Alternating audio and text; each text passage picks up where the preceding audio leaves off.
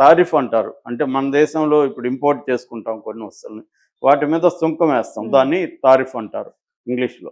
Trump పదే పదే ఏం చెప్తాడంటే ప్రేమ, మతం ఈ 2 పదాల తర్వాత నాకు డిక్షనరీలో ఇష్టమైన పదం తారిఫ్ అని చెప్పాడాయన.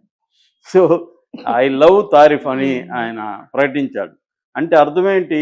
ఆయన చైనా మీద 100% టారిఫ్స్, తర్వాత మెక్సికో ఇలాంటి దేశాల మీద, కెనడా, మెక్సికో వాటి మీద 25%, ఇతర గ్లోబల్‌గా అందరి మీద 10% టారిఫ్స్ విధిస్తానని చెప్తున్నాడు. ఈవెన్ ఇండియాని కూడా ఆయన కింగ్ ఆఫ్ టారిఫ్స్ అన్నాడు గతంలో.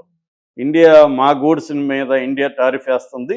మేము ఆహ్, ఒక సైకిల్ మేము అక్కడికి పంపించామనుకో, దాని మీద 100% ఏస్తే, వాళ్ళ దేశం నుంచి ఒక సైకిల్ మా దేశంలోకొస్తే మేము కూడా 100% ఏస్తానని గతంలో ఇండియా గురించి కూడా ఆయన హ్మ్. చెప్పాడు.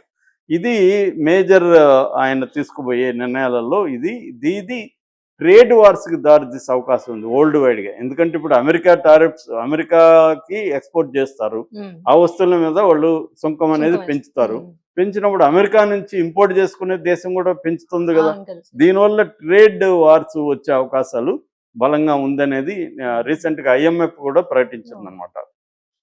ఆహ్, అట్లాగే సప్లై చైన్ డిస్టర్బ్ట్ అయిపోతుంది. ఇప్పటి వరకు ఒక హ్మ్. పద్ధతిలో వెళ్తుంది. దీన్ని కంప్లీట్‌గా డిస్టర్బ్ చేయబోతున్నాడు. ఎందుకంటే ఇప్పుడు రాబోయే కాలంలో టెక్నాలజీస్ పెద్ద 6G రాబోతుంది. ఆల్రెడీ ఇప్పుడు అవును 5G సార్. ఉంది. 6G వస్తుంది.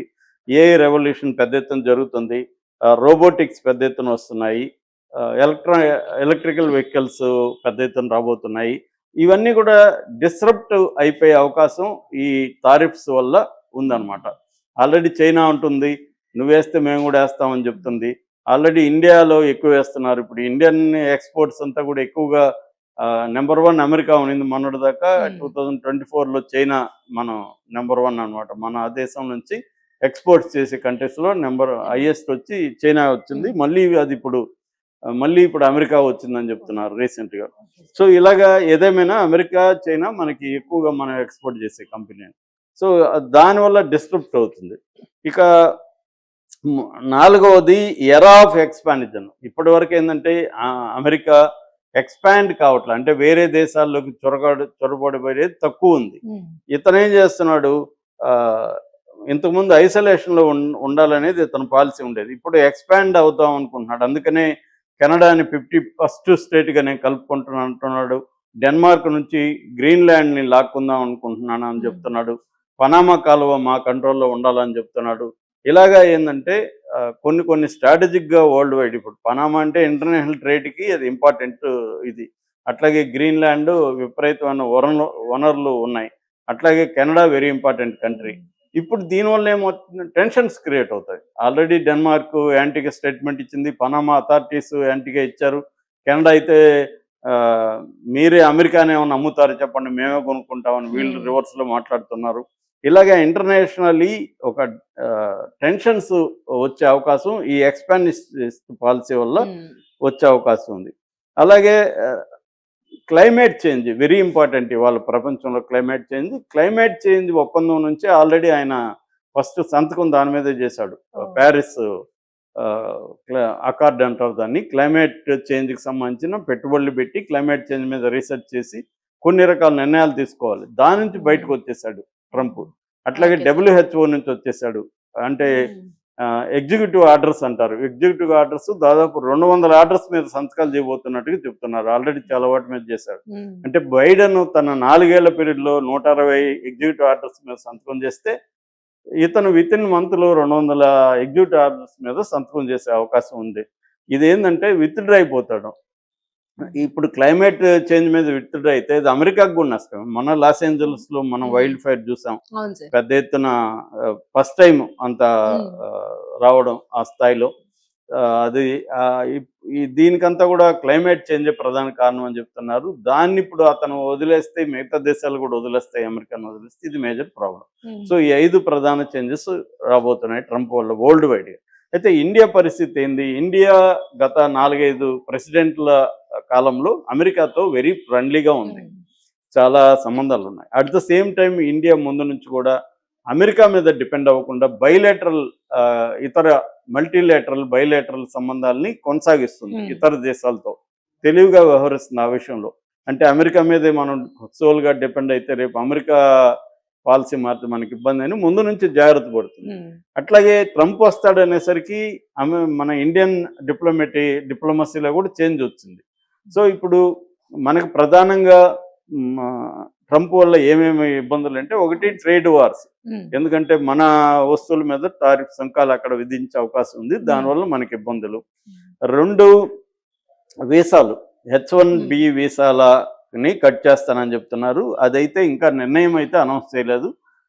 ఈవెన్ ఎలాన్ మస్క్ కూడా ఆ నిర్ణయాన్ని వ్యతిరేకిస్తున్నాడు అని చెప్తున్నారు. ఎలాన్ మస్క్ మొన్ననే అక్కడ భారతీయ వ్యాపారస్తులతో కూడా సమావేశం అయ్యాడు. ఆ రకంగా ట్రంప్ని సపోర్ట్ చేసే వాళ్ళల్లో కూడా ఈ H1B వీసాలకు సంబంధించి ఒక క్లారిటీ లేనట్టు కనబడుతుంది. ఏదేమైనా H1BCలను కట్ చేస్తే ఇండియన్ ఐటీ రంగం, సర్వీస్ సెక్టర్ చాలా పెద్ద ఎత్తున ఇబ్బంది పడే అవకాశం ఉంది. అట్లాగే గ్రీన్ కార్డు విషయంలో కూడా ట్రంప్ కొన్ని నిర్ణయాలు తీసుకుపోతున్నాడు. అక్కడ ఇప్పటి వరకు ఏంటంటే పేరెంట్స్ అక్కడికి వెళ్ళి స్థిరపడితే వాళ్ళ పిల్లలకి సిటిజన్షిప్ ఇస్తారు. ఇప్పుడు అలాంటిది కుదరదు, ఎవరో ఒకరు సిటిజన్ అయింటేనే ఇస్తాము అన్న ఒక రూల్ తేబోతున్నారని చెప్తున్నారు. అట్లాగే ఇల్లీగల్ ఇమిగ్రెంట్స్ కూడా ఫస్ట్ ప్రయారిటీ అదే. ఆయన నిన్న కూడా స్పీచ్లో అదే చెప్పాడు. ఆల్రెడీ డిపోర్టేషన్ స్టార్ట్ చేశారు, అంటే వాళ్ళని తీసుకొచ్చి ఇల్లీగల్ ఇమిగ్రెంట్స్ని వదిలేస్తారు. దీనివల్ల కూడా ఇండియాకి ఇబ్బంది కలిగే అవకాశం ఉంది.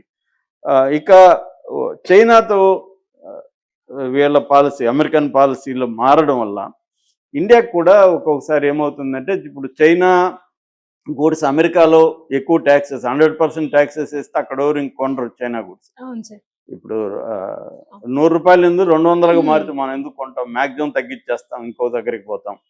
సో అలాగా ఇప్పుడు ఏమవుతుంది, అప్పుడు చైనా ఏం చేస్తుంది, ఇతర దేశాల్లో డంప్ చేస్తుంది, అందులో ఇండియా ఒకటి. ఇండియాలో విపరీతంగా ఇప్పటికే చైనా గూడ్స్ వచ్చేసాయి. ఇప్పుడు దాన్ని ఇంకా డబుల్ చేస్తే దానివల్ల ఇండియన్ ఎకనామీకి డిస్టర్బెన్స్ వస్తుంది. ఇక్కడ మన డొమెస్టిక్ మ్యానుఫ్యాక్చరింగ్ సెక్టరు ఇబ్బందులకు వెళ్తుంది. దీన్ని ఎలా ఫేస్ చేయాలనేది ఇప్పుడు ఒక ఛాలెంజ్గా మారే అవకాశం ఉంది. ఇక మూడవది, ఆయిల్ ప్రైజెస్ వరల్డ్ వైడ్ కూడా ఈ జియో పొలిటికల్ దీంట్లో బ్యాలెన్స్లో తేడాలు వచ్చినప్పుడు ఆయిల్ ప్రైజెస్లో కూడా ఇండియాలో పెరిగే అవకాశం ఉంది. దానివల్ల కన్జ్యూమర్ గూడ్స్ మీద ఫాస్ట్ మూవింగ్ కన్జ్యూమర్ గూడ్స్ ఏవైతే ఉన్నాయో వాటి మీద కూడా FMCG సెంటర్ దాని మీద కూడా పడుతుంది అన్నమాట. సో ఈ FMC సెక్టరు వీటి మీద అంతా కూడా పడే అవకాశం ఉందన్నమాట. సో ఇలాగా దీన్ని ఇప్పుడు మోడీ అయితే ఆల్రెడీ ప్రియమిత్రుడా అని సంబోధిస్తూ ఆయనకి ఇది చెప్పాడు. వీళ్ళిద్దరు మంచి ఫ్రెండ్సే, కానీ అమెరికా ఫస్ట్ అనే దగ్గర ఇంకేమి చెల్లవు అతని దగ్గర. కాబట్టి ఇప్పుడు మోడీ డిప్లొమసీ దీని మీద చాలా ఆధారపడి ఉంటుంది. ప్రపంచం అంతా కూడా ఇంకా అస్థిరమైన దీంట్లో అయితే ఉంది. అంటే నిజంగానే ట్రంప్ చెప్పిందంతా చేస్తాడా, ఎందుకంటే నిజంగానే చేస్తే ఆయన ఎకనామిక్ కూడా ఇబ్బంది. ఒక పక్క ఏమో టారిఫ్స్ పెంచితే దానికి ఆల్టర్నేటివ్ ఉండాలి కదా. ఇప్పుడు మనం ఏదో ఒక వస్తువు కొనుక్కోవాలా, అది 100 రూపాయలది 200 అయింది, వేరేది కొనుక్కోవాలంటే అవైలబుల్గా ఉండాలి కదా. వాళ్ళ నేటివ్ మ్యానుఫ్యాక్చరింగ్ సెక్టర్ డెవలప్ అవడానికి టైం పడుతుంది. సో దానివల్ల ఏంటంటే వాళ్ళ కన్జ్యూమర్ దీని మీద కాస్ట్ పెరుగుతుంది. వాళ్ళు 100 రూపాయలకి ఒక వస్తువు అంటే 200 పెట్టాల్సి వచ్చినప్పుడు 100 రూపాయలు పెరిగింది కదా. అలాగా అనేక వస్తువుల మీద నెలలో వాళ్ళ బడ్జెట్ పెరుగుతుంది, అది ఇన్ఫ్లేషన్కి దారితీస్తుంది. రెండవది, అక్కడున్న మన వాళ్ళ పని వాళ్ళందరినీ తీసేస్తే, ఈ డిపోర్టేషన్ చేసేస్తే, ఇప్పుడు మన వాళ్ళకి ఏంటంటే అక్కడ మినిమం వేజెస్ అప్లికబుల్ కావు.